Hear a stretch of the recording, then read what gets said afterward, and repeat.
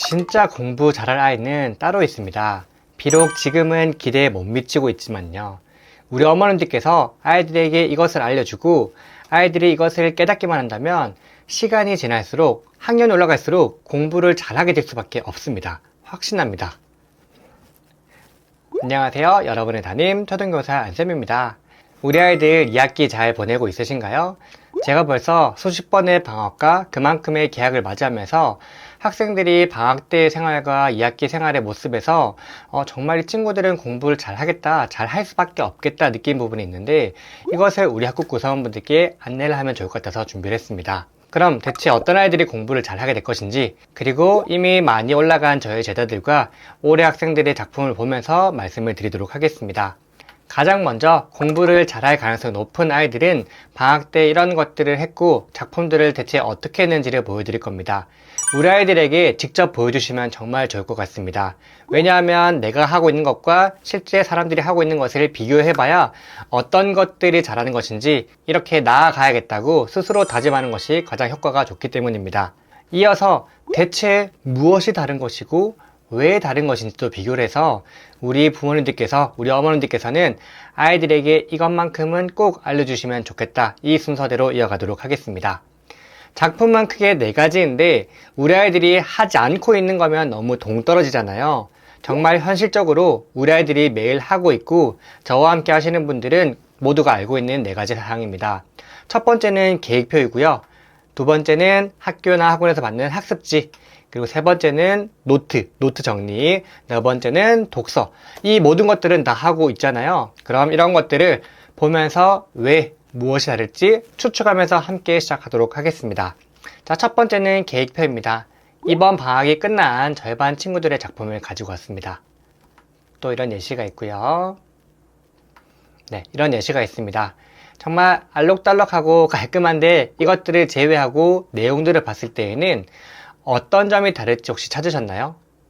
저는 이 아이들은 3가지가 갖춰져 있다고 봅니다. 제가 항상 강조하는 것들인데 가장 먼저 이 기간 동안, 방학이라는 3주에서 4주 기간 동안 내가 전체적으로 무엇을 해야 할지 안다. 즉 메타인지가 발달되어 있고요. 그리고 하루하루 그 해야 할 커다란 범위 중에서 이번 주 한 주 동안은 무엇을 해야 되고 이번 하루하루는 어떤 것들을 해야 전반적으로 내가 이것을 끝마칠 수 있을지 하루하루로 잘게 쪼개서 계획을 할 수 있었고, 거기서 끝나지 않고 스스로 매일 실천하면서 점검했고 일주일치 복습 그리고 한 달치 복습을 진행했고 그것을 직접 표시하면서 내가 계획한 것을 실천했다. 이 부분이 가장 중요하다고 봅니다. 혹시 아이들 여름방학 계획표 버리지 않고 있으신 분이 있다면 한번 가져와서 보신다면 계획표가 크게 나와 있지 않고 듬성듬성 적혀 있거나 며칠만 적혀 있고 또는 계획표대로 실천을 하지 않은 친구들이 많을 거예요. 그런데 이 여름방학 때 이것들을 꾸준히 한 친구들은 2학기가 되어서도 조금씩 작성을 하고 있을 것이라 생각을 합니다. 그 습관은 앞으로 쭉 이어나가야지만 중고등학교 가서도 큰 힘을 발휘하게 될 겁니다. 자, 두 번째는 학습지인데 제가 이것은 영상으로 좀 준비를 했습니다. 자, 네, 학교에서 하는 학습지인데요. 지금 봤을 때 무엇이 다를까요? 기본적으로 학습지가 모여 있죠. 우리 아이들 학습지 대부분 어디에 있는지 혹시 아실까요? 학교에서는 크게 2가지 있습니다. 첫 번째, 아이 책가방에 종이가 잔뜩 있을 가능성이 높습니다. 두 번째로는 교실 서랍이나 사물함에 정말 여기저기 분리가 되어 있고 나뉘어져 있습니다. 그래서 단원이 끝나고 나서 시험 치기 전에 공부를 하라고 하거나 노트 검사를 할 때 펼쳐보라고 하면 여기저기서 가져온 다음에 저한테 있다라는 것을 보여주는데 이런 아이들은 스스로 복습을 할 때 이 학습지의 도움을 받을 수 있을까요? 전혀 그렇지 않습니다. 가장 좋은 것은 파일철에 보관을 하는데 그냥 일자 파일에 하나씩 끼워두면 물론 보관 상태는 좋겠지만 아이들이 공부하기는 쉽지 않습니다. 이렇게 잘라서 붙이든 아니면 넘겨서 보는 파일이든 양쪽 면이 쉽게 볼 수 있는 파일에 보관을 한다면 우리 아이들이 공부를 필요할 때 그 부분을 꺼내서 바로 공부를 할 수 있어요. 그렇지 않다면 어디에 있는지도 모르고 너무 한 곳에 다 뭉쳐 있다면 아이들 공부 쉽게 되지 않습니다. 그렇기 때문에 우리 아이들 학습지가 지금 어떻게 보관되어 있는지, 우리 아이가 보관을 잘 하고 있는지, 정리를 잘 하고 있는지 이것도 아이들에게 알려주신다면 정말 큰 도움 될 겁니다. 정리라는 것이 배운 내용을 머릿속에 정리하는 것도 마찬가지, 그리고 받은 거나 내게 필요한 것도 외관적으로 어디에 보관하는 것도 정리이기 때문에 이 정리와 이 정리는 결국 연관된다고 볼 수밖에 없습니다. 자, 그럼 세 번째 노트와 독서, 그리고 대체 왜 다른지 이 핵심 부분을 알아보도록 하겠습니다.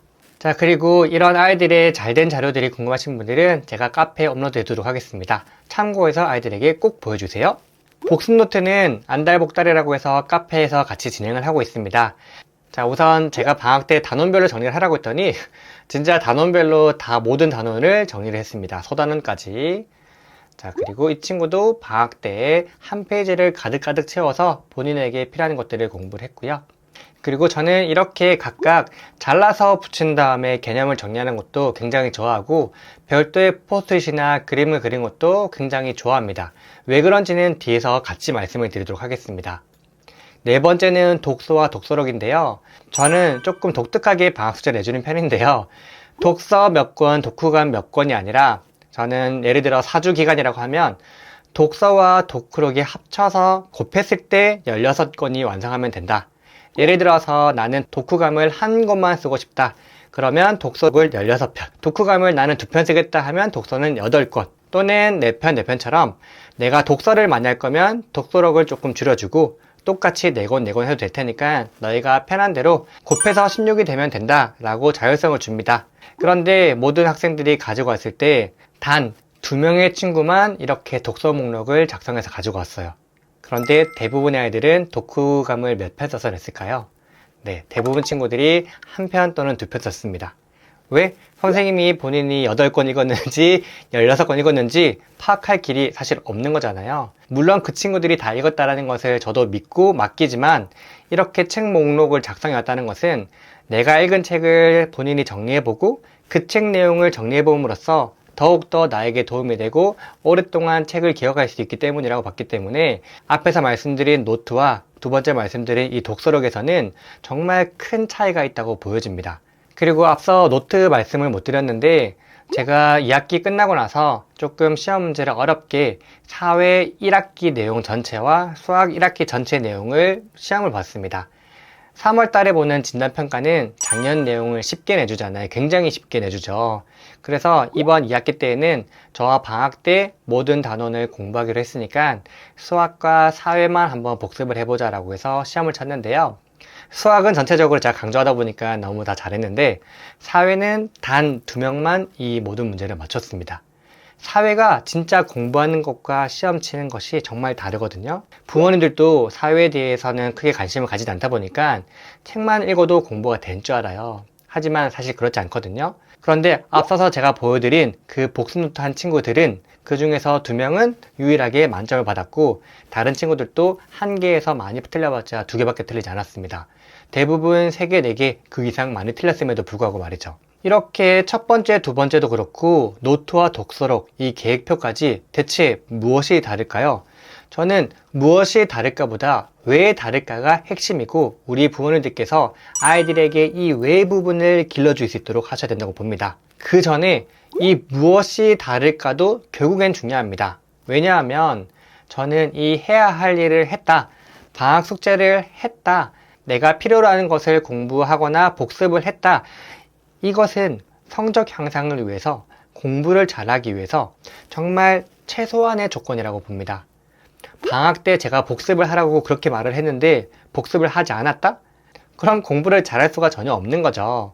그런데 이것도 하지 않아놓고 왜 성적이 오르지 않아요? 라는 것은 완전히 말도 안 되고, 우선 기본적으로 방학 숙제를 다 하고 그 검사를 선생님께 맡은 친구들은 우선 크게 박수를 보내고 공부를 잘하기 위한 최소한의 조건은 갖췄다고 봅니다. 다만 선생님 입장에서 이런 아이들을 보다 보면 크게는 2가지 유형으로 나뉩니다. 첫 번째는 숙제니까 해야지, 그래 선생님께서 하라고 했으니까 그래 해야지, 정말 기본적으로 필요한 부분들만 적고 채우려고 하지 않고 그냥 숙제를 했다, 검사받기 위해서 또는 보여주기 식으로 한 친구가 있고, 두 번째 유형의 친구들은 비록 숙제긴 하지만 그래도 내가 어떻게 하면 정리를 잘 할 수 있을까? 조금이라도 깔끔하고 멋있게 보이려면 어떻게 정리를 할 수 있을까? 이것의 차이라고 봅니다. 숙제니까 그냥 했다. 숙제지만 그래도 조금 잘해볼까 노력을 했다인데, 이 차이가 결국 제가 말씀드린 왜 다를까가 핵심이라고 보는 겁니다. 우리 학급 구성원분들 자녀가 나아가야 될 것은 이 무엇을 하는지 안 하는지도 중요하지만 어떻게 하는지도 중요하죠.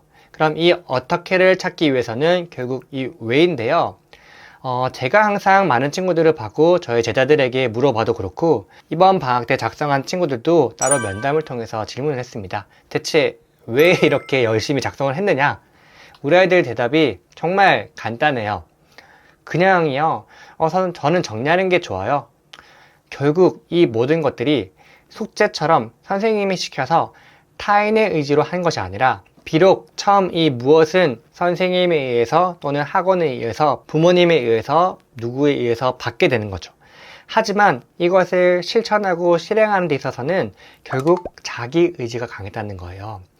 내가 하는 것이 즐거우니까, 이왕 하는 거 깔끔하게 정리하는 것이 좋으니까, 계획표를 세워서 계획표를 하나씩 지우면서 해결해내는 것이 재밌기 때문에 이 모든 것은 나에게 도움이 된다, 내가 좋다라는 그 마음가짐인데, 저는 이 모든 것을 결국 스스로 자기 의지로 본인의 그 마음가짐을 가졌다라고 생각하기 때문에, 이런 마음을 가지고 있는 친구들은 저는 공부를 잘하게 될 수밖에 없다고 봅니다. 실제로 방학이 끝날 때마다 아이들이 작품을 제출하면 저는 아이들 이름을 보지 않고 먼저 해온 것들을 내용을 봅니다. 그리고 나서 시험을 별도로 봤을 때에는 여기서 잘했다고 생각하는 친구들과 앞으로 가능성이 높은 친구들은 2학기 때 성적이 올라가고 다른 모습을 보일 수밖에 없었습니다. 실제로 중학교 올라간 친구들은 전교육 1등, 2등을 계속했고 고등학교도 특목고나 외고 등을 많이 갔었습니다. 우리 학급 구성원분들, 특히 어머님들께서는 아이들에게 이 무엇을 작성할 때에는 조금 더 한 단계 나아갈 수 있도록, 그리고 이 외에서 결국에는 엄마가 시키지만, 선생님이 시키지만 우리 아이가 그 마음을 가질 수 있도록 노력을 신경 써주시면 좋겠습니다. 우리 부모님들은 그럼 앞부분이 궁금하실 거 아니에요. 대체 왜 이런 마음을 가지게 되었는지. 제가 이 부분은 아이들과 더 심층적으로 이야기를 나눠보고, 아이들이 어떻게 생각해서 어떤 과정을 거쳤길래 이렇게 스스로 하고 싶어하는 마음이 들었는지, 더 잘하고 싶었는지 구체적으로 말씀을 드릴 수 있도록 하겠습니다. 우리 아이들 2학기 시작했는데 이 여름방학 때 했던 것들을 꾸준히 이어나가면서 스스로 모든 것들을 물론 싫겠지만 그 마음을 가질 수 있도록 하면 결국에는 성적이 오르고 진짜 공부를 잘하게 될 가능성이 높다라고 말씀을 드립니다. 우리 학급 구성원들은 모두 할 수 있습니다. 우리 네이버 카페에서도 이를 위해서 열심히 하고 있으니까 함께 하실 분들은 오시면 되겠습니다. 그럼 다음 영상에서 인사드리겠습니다. 안녕히 계세요.